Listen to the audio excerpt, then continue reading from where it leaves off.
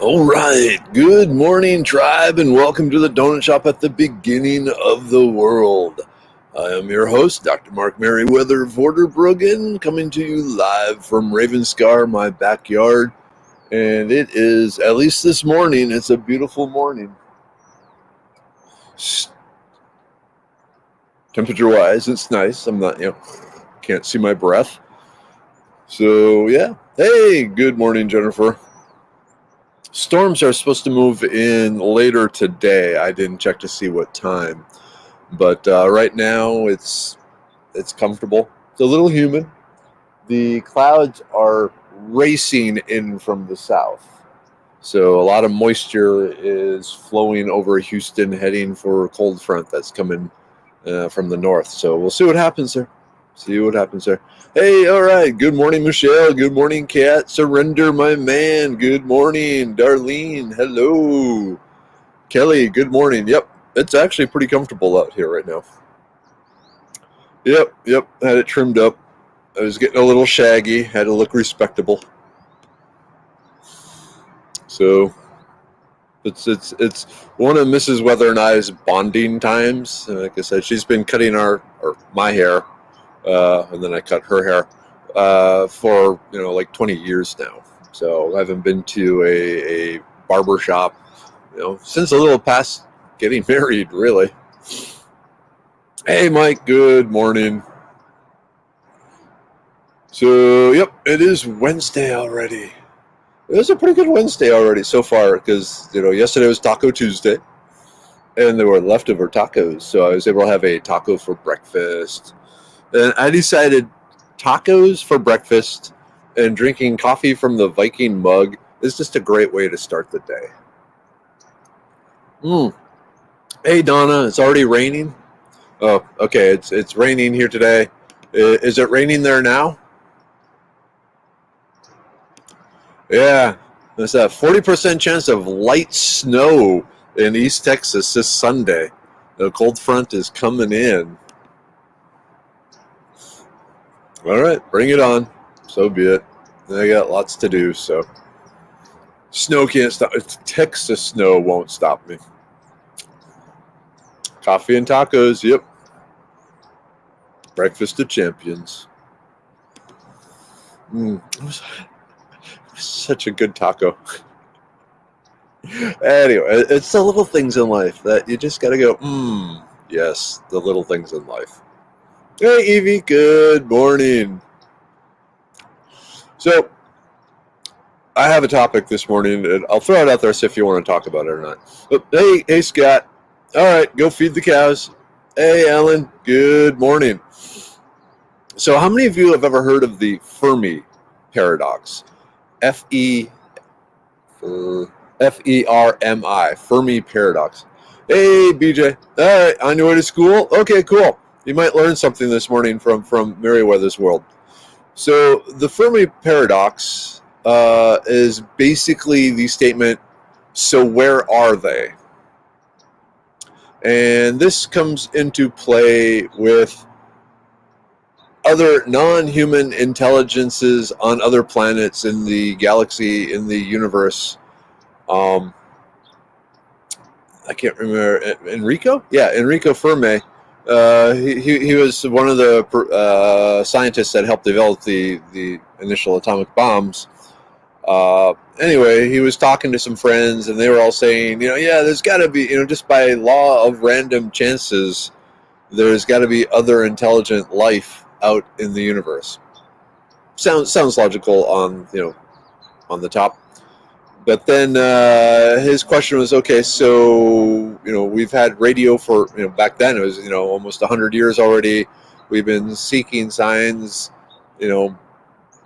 they should, if they are more advanced than us, the signs of their existence should be,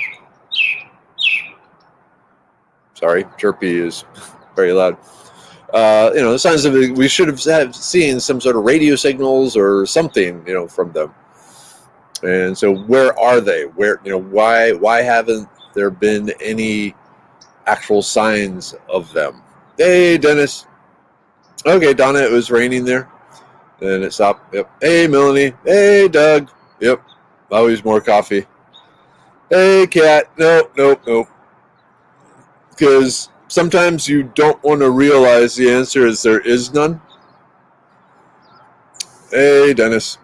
Okay, not reading in the. So anyway, now a lot of people, after thinking about it, have come up with different theories as to why we haven't seen any on purpose or accidental indications from other planets. And actually, so yeah, this is Michelle. Would you contact us? It's a hot mess here. I think we've been broadcasting, radio waves out from us from over 100 years. They travel at the speed of light, so our signals have radiated, over 100 light years from Earth now. Even though we weren't intentionally trying to, we have intentionally tried to contact, but just our random radio and TV noise has reached quite a number of stars around us. So it's not that they are choosing not to contact us. It's more that there has been no, even like I said, accidental signal leakage that we've picked up from them. Whoop. Hey, okay. Hey, Wolf. Good morning. If they're Sasquatch, possibly. So different theories have put forth, why, one is they invented social media and ended up destroying themselves. Can't argue with that one. Others are, they developed such different technology that there is no signal leakage for us to pick up, which, from the laws of physics, is unlikely.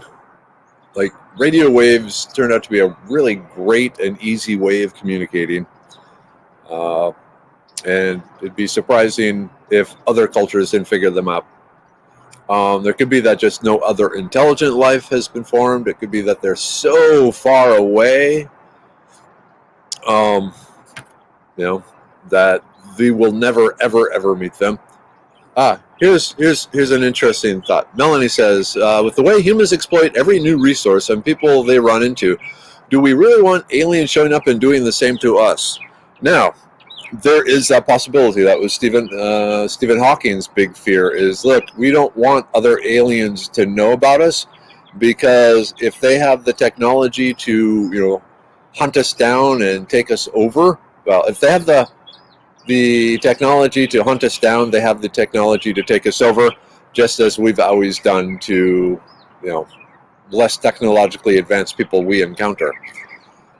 On the other hand, there's the argument that if you have the ability to travel through space, the resources available to you in the asteroids and in everything else, and uninhabited planets, is that it would be pointless to take over a planet you have to fight for its resources, when all the other planets around have the same resources. They just don't have aggressive little ants on them to fight it off.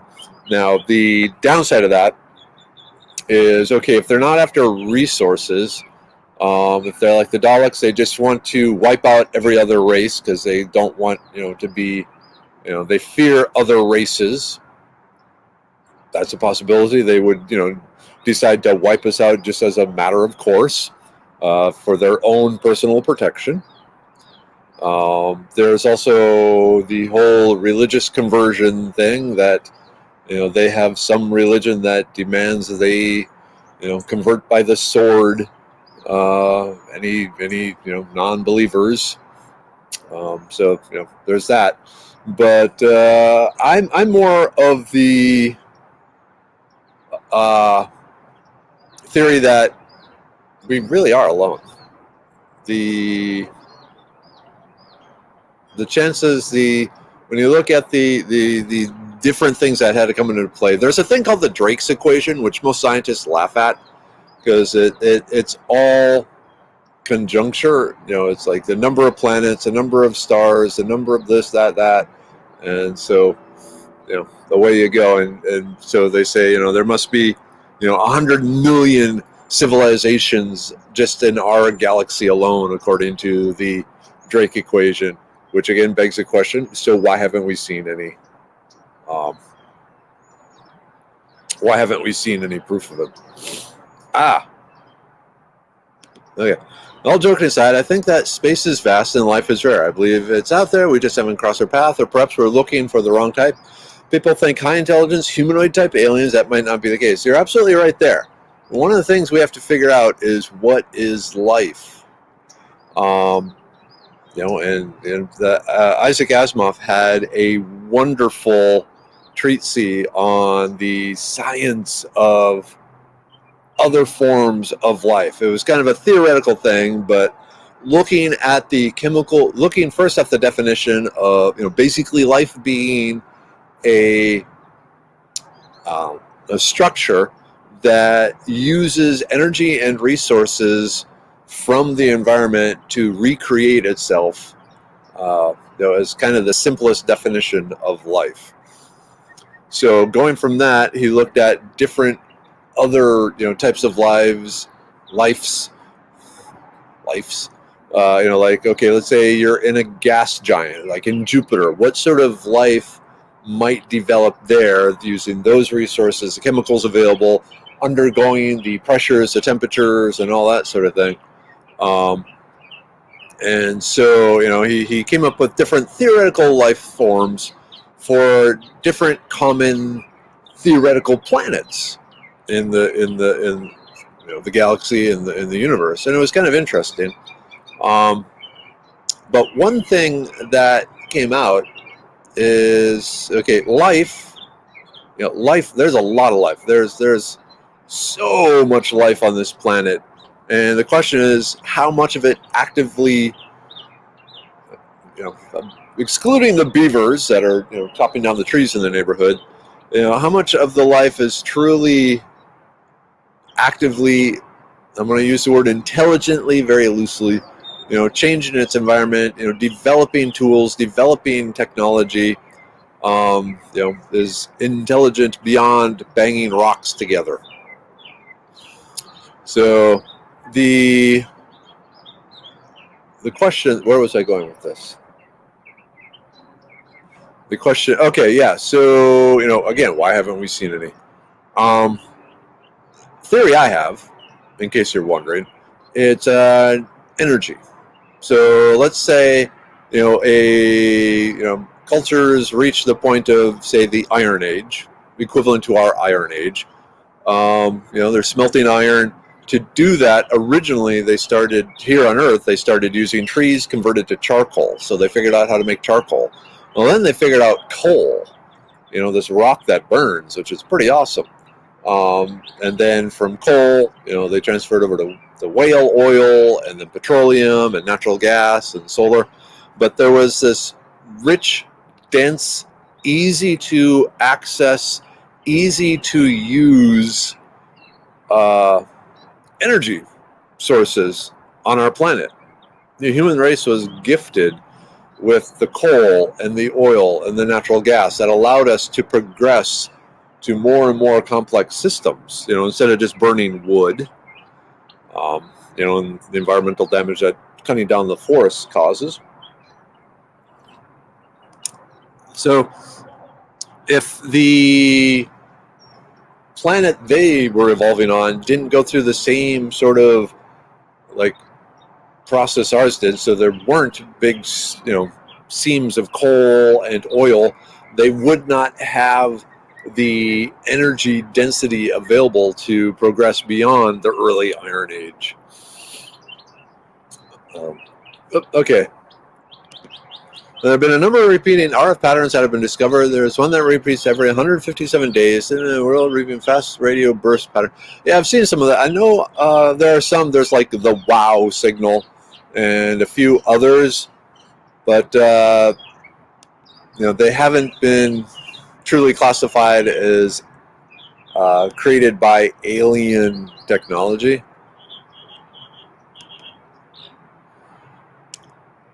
The Huma, yeah, or Uma.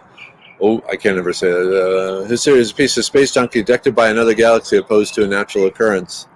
That is possible, of course. It's been traveling a long time. It definitely came from outside our solar system. Yep, it occurs to me that both sides of that argument are based on our own behavior through filter of human action. This is definitely correct, Doug. And especially since for most humans, they can't very easily reach beyond their own experiences and filters and biases and things of that nature. It does make it hard.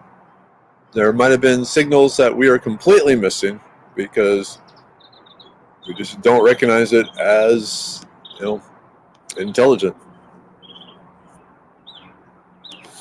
Let's see, maybe, and that's it. Okay, Dennis has another clue. Maybe they're not to our level and they're enjoying life, hunting and foraging and such. In relation to our experience, how long have we been able to communicate beyond us? Well, they said over 100 years we've been sending signals out, radio signals. Whereas in the movie Contact, they receive a signal from an alien race, and it shows they actually are able to decipher the signal, and it turns out to be a rebroadcast back to us of some of Hitler's broadcast speeches, which is kind of scary. When you think about the messages we've been sending out. Hey, Josh. But Dad's here. I miss Dad. I've been talking. Hey, Dad. Good morning. Another warm winter day in Minnesota. It's a warm winter day in Texas, too, Dad. It's nice here. Yep, pulsars, neutron stars, spinning, black holes. Nick, I believe there is other intelligent life out there. The universe is simply too vast to rule anything out, and it would be absolute shame if we were the only life out there. Yeah, definitely. The question is, if the life is so far away as no life forms will ever encounter one another, that's kind of sad. Where this came from, actually, is Uncommon Bees on their feed. You should unfollow Uncommon Bees on Facebook. He had put up an old Peanuts comic strip where I can't remember now if it was Charlie Brown or Snoopy. I think it was Charlie Brown. Yells at the universe, "I exist. I'm important." And then 2 panels of him just looking there. And then it was Charlie Brown. And then he says the insignificant speck of dust, implying that, in this vastness of the universe, a single human life is nothing. And, the universe is so big and, there's so empty, which is true. So even if there is other life out there, the technology required to contact and visit and communicate and all that is still well beyond us, and we're working on it. But reading that comic strip, this is where I'm going with this. This is kind of a roundabout Mark musing, Mark not sleeping well thought patterns here. So the whole "I am an insignificant piece of dust" is probably the third greatest lie the great deceiver ever told anyone. You are right, Tina. You are significant. Everyone is significant. I don't think it'd be a shame if we were the only life. The fact that we have life at all on this planet in such vast diversity is so mind-boggling and fantastic. It's worth celebrating always. Definitely. Hey, Shirley. But yeah, the thinking you are an insignificant dust in the floating through the universe is, wrong. What I tell people is, remember, the universe created you so that the universe could see itself. You are until intelligent life appeared, the universe may as well not have existed in a lot of ways, because there was no way. I'm trying to figure out how to phrase this so it doesn't sound completely nuts, but there was no introspection is important, and I see humans as the way the universe inspects itself, seeks introspection. The whole, studying itself. And so, until you existed, the universe didn't exist in a way. Stretching the boundaries of philosophy here.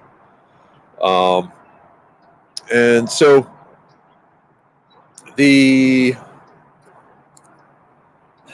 trying to figure out how to phrase this. The universe can, you're here so you can study the universe, so the universe can learn about itself through your specific lens, your quirks, your foibles, your experiences, all your takes, because all that leads to a different view of the universe than the person standing right next to you. And so the more views of itself the universe gets, the better the universe understands itself.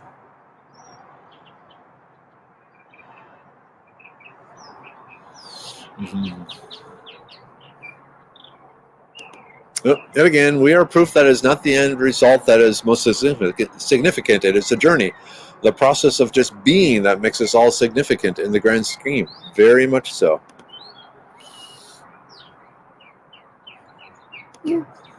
Food pyramid. Here we go. Wolf gets it. So we are the mirror the universe holds up to itself, so to see itself. Exactly.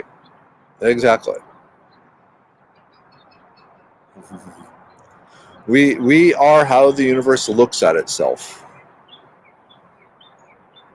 It's kind of neat. Ooh, I like Cleo's take here too. We are the senses of the universe. Exactly. We are the ears, the eyes, the smell, the taste, all that. So, and the universe created more roaches than humans, though, and even more fungi. So maybe we're delusional. Maybe the fungi are the true senses of the universe. But yeah.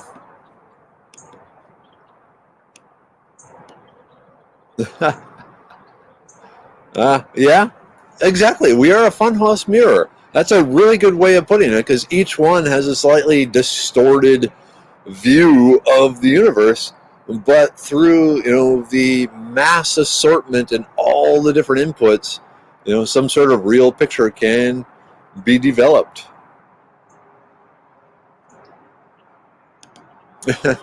What a profound donut shop this morning. Love you, tribe. Like I said, I've been. When I get stressed out, I don't sleep, and when I don't sleep, I do a lot of thinking.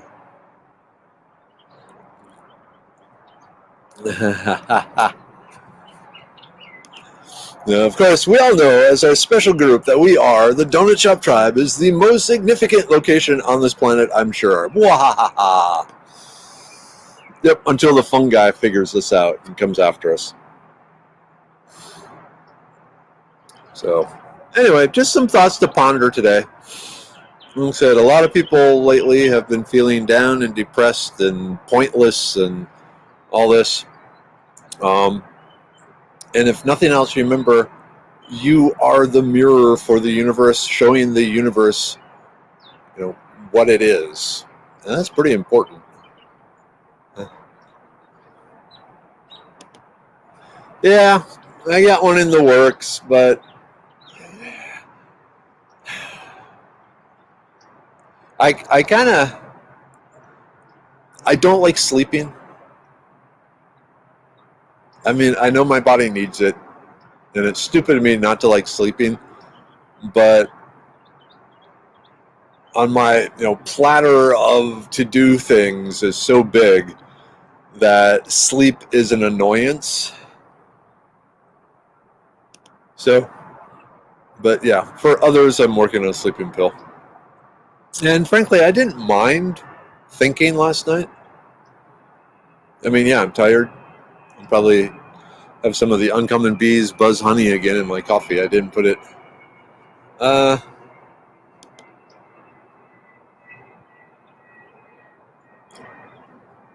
Kind of depends on the dose there, Melanie. In larger doses, it's a powerful laxative. So, but yeah, in general, magnesium citrate is really good stuff. It's actually one of the things that Medicine Man Plant Co. is looking at coming out with is a magnesium cream for a lot of people are magnesium deficient. So, hey, Kelly, I know exactly what you mean. I need to sleep, and I'm not. And yep, Tina, sleep is such a waste of time. This is true. But it gives you, time to ponder and think. Now, I guess it's even better if you can, be staring at a campfire and seeking truth in the flames. Cool. Okay, you use mag cream for leg cramps? I haven't tried that. I use quinine, so I use tonic water.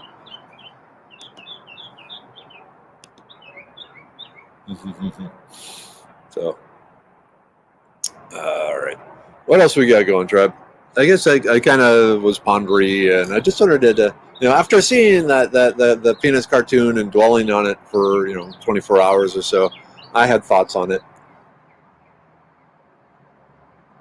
I took a roundabout way of getting there.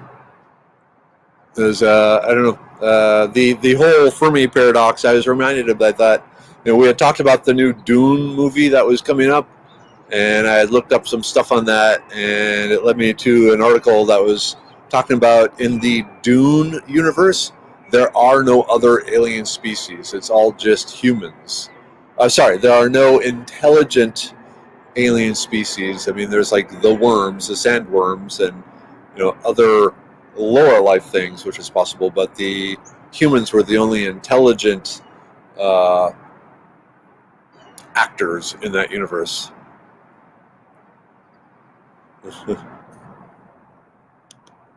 I wish my body would choose to sleep less. I'd love to have an extra 2 hours per day, but not feel groggy and exhausted because of that. Yeah. That would be nice. Oh man, Craigslist started charging now? That's bizarre.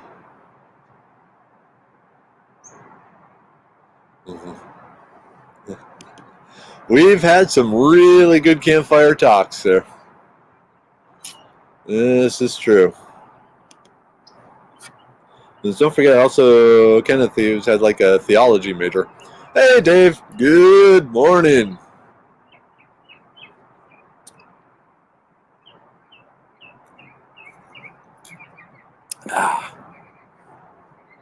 The arrogance of the human race is nothing existed without them and before them. It's kind of like, if a tree falls in the forest, does it make a sound? If a tree falls and there's nothing to hear it, did it make well? Technically, it made a sound, but did that sound have much effect on the universe? Not really. Without sensing, basically nothing exists. If anyone wants to buy a Yamaha 250 for $1,700, hit me up. That's not the Virago. Which one was that, Melanie?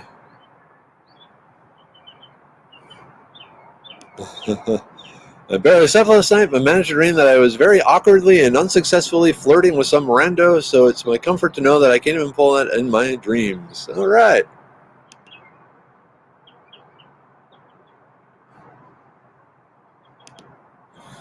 Oh, cool. All right, Josh. I'll be at Bob soon to help transplant agave pups into separate rows and finish a cooking video. Cool.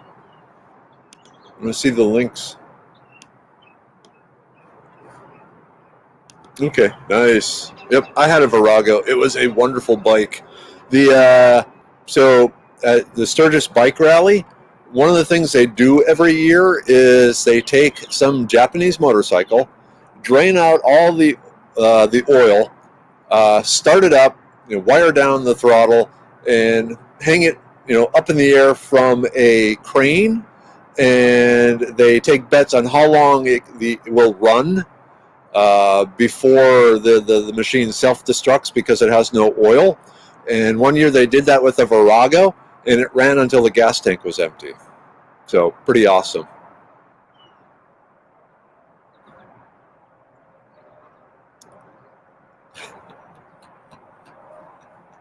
Okay. Oh wait, we're selling stuff here. I have OnlyFans if anyone is interested. Okay, we're just gonna moving on.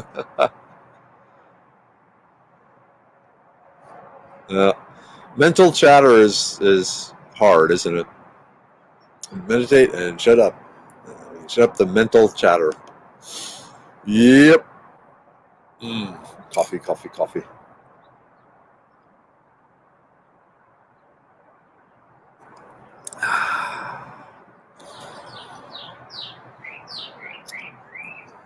Oops. Yeah, there's a lot of things that say if you don't sleep enough, you die young and all this. Study shows your brain needs sleep. While you sleep, your body bathes the brain, cleaning away all the plaque and neural toxins. I can believe it. Ooh, Yamaha 1300 Midnight Star Cruiser. She was a fun machine, purchased from Craigslist. I know that one. That's a beautiful bike.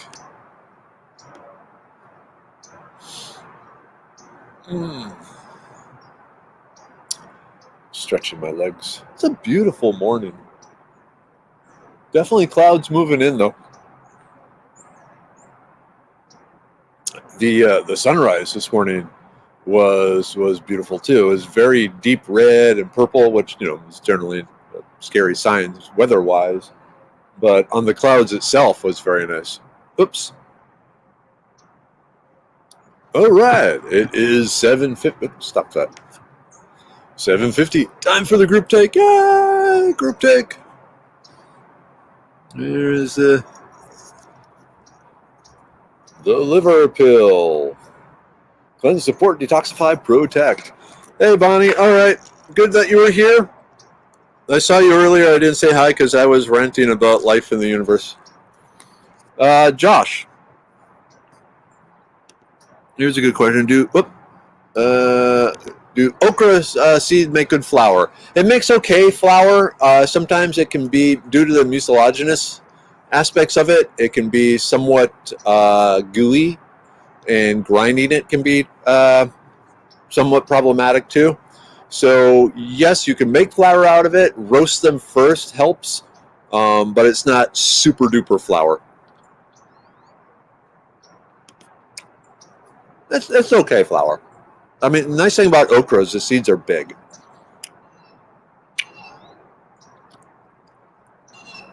Ooh, a V-Star. Nice. I didn't have enough time to own a Harley. Ooh. Yeah, great movie, Sherry. We watched Disney's Soul last night. They did a great job with visual mental chatter.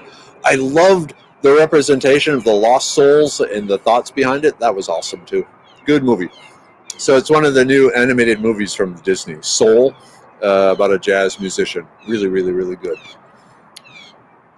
I'm going to swallow that.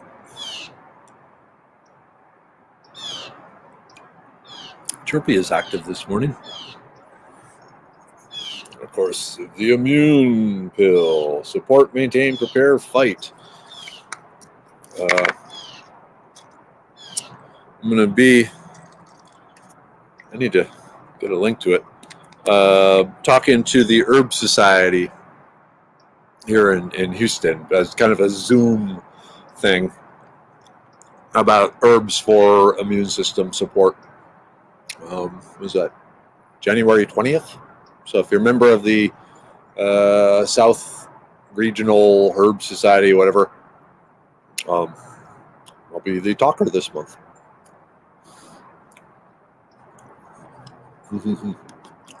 Chirpy, just want your coffee. Yep, he does. Nah, I don't think birds eat coffee grounds. That'd be interesting. I,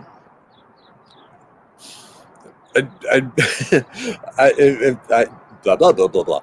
I kind of want to see Chirpy wired on caffeine, but I think that'd probably be a bad thing. And I don't know if caffeine affects birds the same way it affects humans.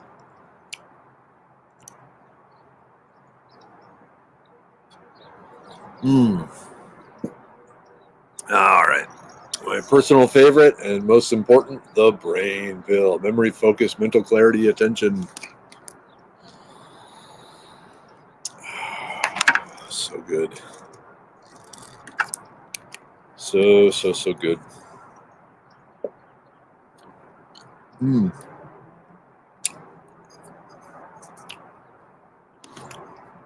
Yep.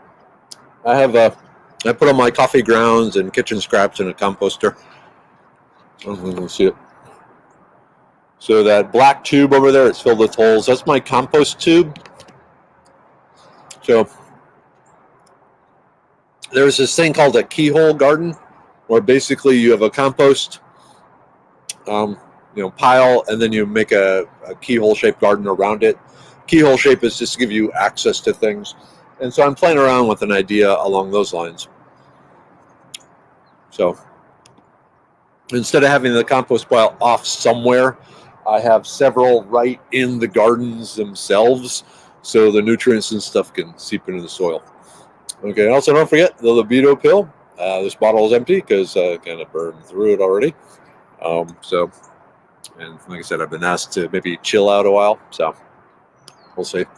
And then the blood pressure pill it's still in transit to Amazon, and once Amazon gets it, it's going to take 3 weeks before it'll be up for sale. Ooh, I made pork chops and cabbage last night. Thin sliced the cabbage, boiled it for about 10 minutes, and fried it in bacon grease and butter. Served with spiced cannoli. That sounds awesome, Melanie. Man, I love cabbage.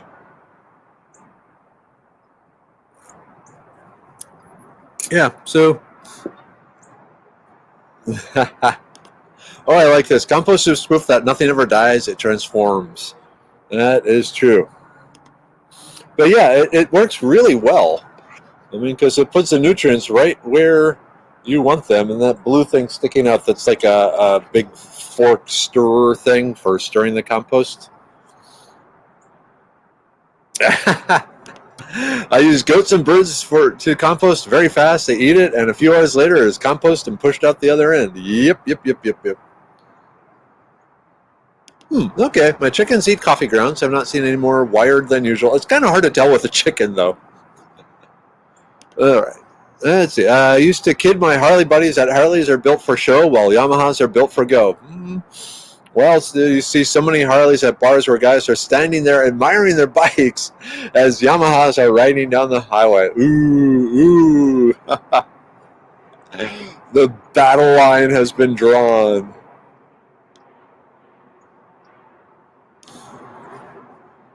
Yeah, I mean, it's been going for quite a while, so here, let me do something.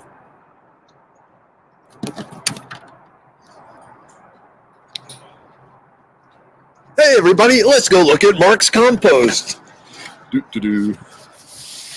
Walking through the backyard.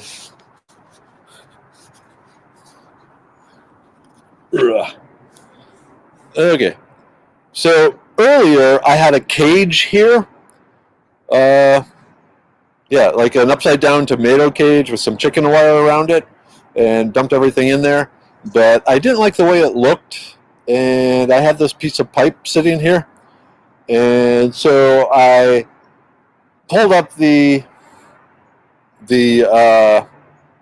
tomato cage with the chicken wire, stuck the pipe in its place. There's a bunch of holes drilled in the side of the pipe. I don't know if you can see it. And buried it down a little in the soil. And then I took all the compost and flipped it over. So at the top is kind of the the mostly decomposed compost, and then the fresher stuff is down at the bottom, as I just reassembled it that way, hoping then that the stuff down at the bottom will decompose more quickly, and then I'll leach out the nutrients. So, well, yeah, about every 2 days we have a bucket full of kitchen scraps and everything to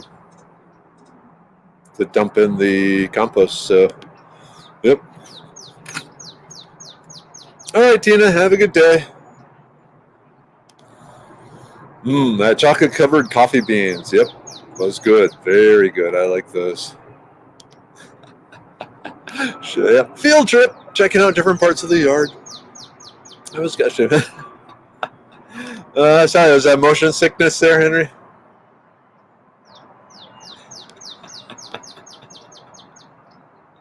Road trip to the compost pile. If you're really good, maybe I'll take you over to the kumquats.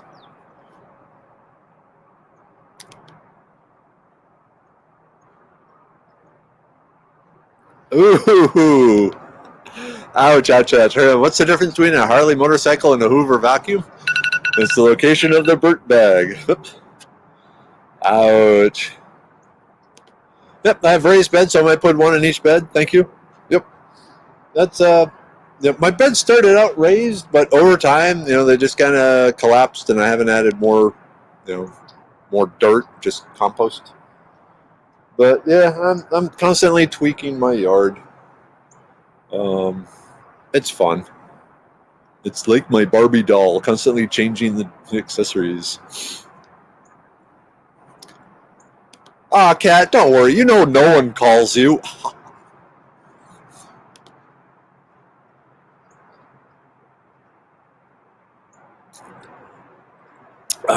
Coffee. Coffee and tacos. All right. So, kind of a random Wednesday morning. Again, it's like because it's Space Week here. Like I said, don't forget tomorrow night on Meriwether's World, NASA scientist Dr. Christina Johnson will be talking about her job as a space farmer. We're going to get rain today, so the yard will have all sorts of greenery. So anyway, it's 8:00. I've babbled enough. I got a whole bunch of emails and stuff I need to respond. Now that Medicine Man is picking up on social media, lots to respond to people's questions, taking care of their health. Cool but tiring. All right. Until tomorrow morning, have a great day. Get coffee and tacos if you can. Drink from a Viking mug because you are powerful. And I will see you tomorrow. Mom, Dad, love you. Have a great day. Stay warm. Say hi to the Neffs for me. Until tomorrow. Bye-bye.